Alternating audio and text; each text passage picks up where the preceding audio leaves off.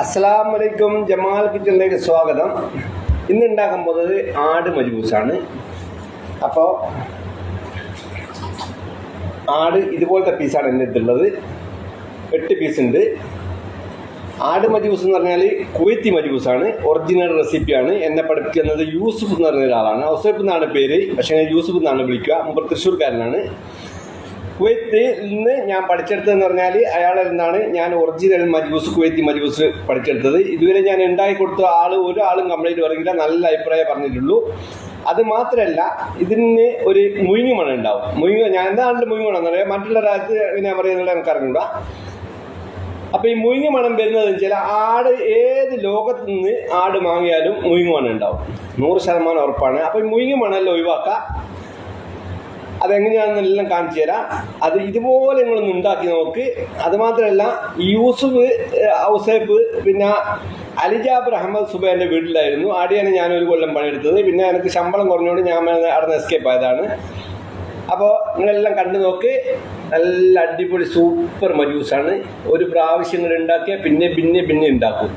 അപ്പോൾ വീഡിയോ കണ്ടിട്ട് എന്താക്കണ്ട, ഉണ്ടാക്കാൻ നിൽക്കണ്ട. ആട് അട്ടർച്ചേലർ മാന്നല്ലേ, ഒറ്റ പ്രാവശ്യം ഉണ്ടാക്കി നോക്ക്. ഓക്കെ.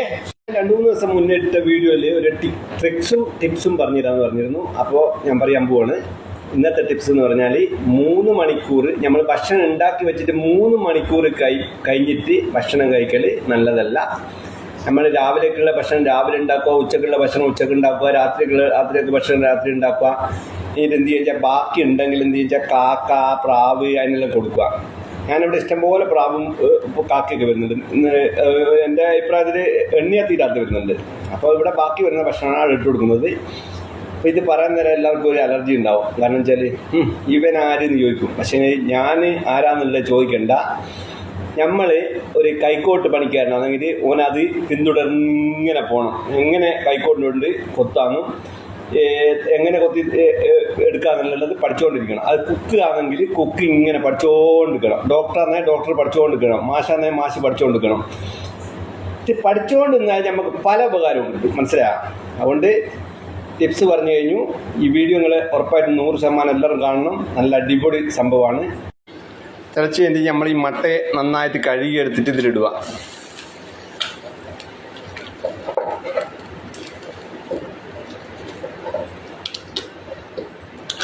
ഇതിലിട്ട് കഴിഞ്ഞാൽ ഒരു ഫോം പൊന്തി വരും. ഫോം പൊന്തി വരുന്ന സമയത്ത് ആ ഫോം കോരാണ്ട് ഒരു അരിപ്പയിലേക്ക് അങ്ങ് ഒഴിക്കുക. അപ്പോൾ ചില ആൾക്കാർ പറയും ഇറച്ചിയിട്ടുള്ള ബെനിഫിറ്റൊക്കെ പോകുന്നു. ഒരിക്കലും പോകില്ല. ഇത് പഠിച്ചിട്ട് തന്നെയാണ് ചെയ്യുന്നത്, പഠിക്കാണ്ട് ചെയ്യുന്നതല്ല. ഒരു അരിപ്പയിലേക്ക് ഇട്ടിട്ട് അതിൻ്റെ മേലെ ചൂടുവെള്ളം ഒഴിക്കണം. എന്നിട്ട് ഈ പാത്രം ഒന്ന് കഴുകിയിട്ട് രണ്ടാമത്തെ വെള്ളം വെച്ചിട്ട് എന്ത് ചെയ്യുക വെച്ചാൽ ഈ ഇറച്ചീനെ നമ്മൾ ഇതിലേക്ക് തന്നെ ഇടുക. ഇതിലേക്ക് തന്നെ ഇട്ട് കഴിഞ്ഞിട്ട് പിന്നെ നമ്മൾ മസാലകൾ ഇടണം. എന്തൊക്കെ മസാലയാണെന്ന് പറയാം. മുയിങ്ങ് മണം ഇതാണ് സംഭവം. ഈ ഫോം പൊന്തി വരുന്നുണ്ടല്ലേ, ഒരുപാട് ഫോം ഉണ്ടാവും. നമ്മൾ കോരേണ്ട ആവശ്യമില്ല. കോരുന്നാണെങ്കിലും കുഴപ്പമില്ല, പക്ഷേ വെള്ളം മാറ്റണം നിർബന്ധമായിട്ടും. അപ്പോൾ ഇതിങ്ങനെ കുറേ ഉണ്ടാവും. അപ്പോൾ നല്ലോണം തിളച്ച് കുറച്ച് കോരി കഴിഞ്ഞിട്ട് പിന്നെ വെള്ളം മാറ്റിയാലും കുഴപ്പമില്ല. അല്ലെങ്കിൽ ഇതിൽ നിന്ന് ഒരു ക്ലിപ്പ് കൊണ്ടെടുത്തിട്ട് വേറെ വെള്ളത്തിലേക്ക് ഇപ്പോൾ ഞാൻ ഇവിടെ ഇങ്ങനെ വെള്ളം വെച്ചിട്ടുണ്ട്. അപ്പോൾ ഇതിലേക്ക് മാറ്റിയാലും കുഴപ്പമില്ല. ക്ലിപ്പ് കൊണ്ടെടുത്തിട്ട് വെള്ളം മാറ്റൽ നിർബന്ധമാണ്. അപ്പോൾ ഇതുണ്ട്. ഇതിപ്പോൾ കാലാണ്, ആട്ടിൻ്റെ കാലിൽ സൂപ്പ് ഉണ്ടാക്കും വെച്ചതാണ്. ഇതിൽ ഫോം പോയി ഇത് വെള്ളം മാറ്റാൻ പോവുകയാണ്. ഇപ്പോൾ ഓഫാക്കി ഇനി മാറ്റും. വെള്ളം മാറ്റൽ നിർബന്ധമാണ്. എന്നാൽ ആ മുയിങ്ങ് മണം പോവുള്ളൂ. അപ്പോൾ ആടിനെ എടുത്ത് ഒരു ചൂടുവെള്ളം അതിൻ്റെ മുകളിൽ പാർന്ന് രണ്ടാമത്തെ വെള്ളം വെച്ച് അതിൻ്റെ തിളക്കാൻ തുടങ്ങി. ചിലത് പറയാനെല്ലാം തെറ്റിപ്പോവുക, അന്ന് സാരമില്ല കേട്ടോ, അല്ല ശംശയിലേക്ക്. പിന്നെ എന്നിട്ട് നമ്മൾ ഇതിൻ്റെ അത് ഇടേണ്ട സാധനം എന്ന് പറഞ്ഞാൽ ഒരു മസാലപ്പൊടി ഇടാൻ പാടില്ല. ഈ മസാലയാണ് ഇടേണ്ടത്. ഇത് നിങ്ങൾ കാണുന്നുണ്ടല്ലോ, ഇത് പറയേണ്ട ആവശ്യമില്ലല്ലോ. ഇത് അപ്പാടുള്ള കൊത്തമ്പാരി, അപ്പാടുള്ള ഉള്ളി, ക്രാമ്പു, എല്ലാം, കുരുമുളക്, കറുത്ത ഏലക്ക നിർബന്ധമാണ്. അപ്പോൾ ഇതിലേക്ക് ചാമ്പുക. ഇനി വേറൊരു മസാലയും വേണ്ട.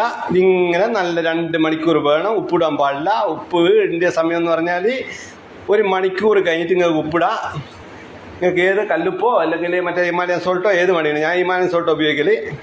ഇവിടെ പറഞ്ഞാൽ ഇഷ്ടം പോലെ പൈസ ഉണ്ട് എംബസിയിൽ, ഒരു പ്രശ്നമില്ല, ഏത് ഉപ്പ് വേണമെങ്കിലും ഉപയോഗിക്കാം. അപ്പോൾ അടുത്ത സ്റ്റെപ്പ് കാണിക്കാം. അപ്പം നമ്മൾ ആട് വെന്ത് കഴിഞ്ഞു, നല്ല അടിപൊളിയായിട്ട് വെന്തിക്ക്. ഇനി എന്താ ചെയ്യേണ്ടത് വെച്ചാൽ ഈ ആടിനെ എടുത്തിട്ട് എന്ത് ചെയ്യണമെന്ന് വെച്ചാൽ ഒരു ട്രെയിൽ വെച്ചിട്ട് സാഫ്രാൻ്റെ കുങ്കുമപ്പൂ പിന്നെ റോസ് വാട്ടറും ചൂടുവെള്ളവും വെച്ചിട്ട് ഉണ്ടാക്കി വെച്ച സാധനമുണ്ട്. അത് മേലെ അടിക്കുക, ഓവനിൽ വെക്കുക, കുറച്ച് നേരം അധികം നേരം ഓവൻ നല്ലോണം ചൂടാക്കിയിട്ട് ഓഫാക്കിയിട്ട് വെച്ചാൽ മതി.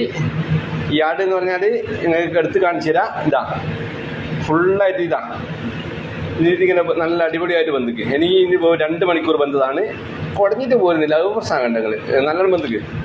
അപ്പോൾ ചുട്ടതാണെങ്കിൽ കുടഞ്ഞാൽ പോരും. അപ്പോൾ എന്നിട്ട് ഈ ചോറ് വെക്കുന്നത് കാണിച്ചു തരേണ്ട ആവശ്യമില്ല, കാരണം ചോറ് വെക്കുന്നത് ഞാൻ ഓൾറെഡി ചിക്കൻ മജൂസിൻ്റെ ഇട്ടിട്ടുണ്ട്, അതിൽ നോക്കിയാൽ മതി, അതേ സെയിം ആണ്. ഓക്കെ, ഇനി മേലൊരു അശ്വ വേണം. അശ്വ ഇന്ന് ഉണ്ടാക്കുന്നില്ല, ഉണ്ടാക്കുന്ന സമയത്ത് ഞാനിടാം.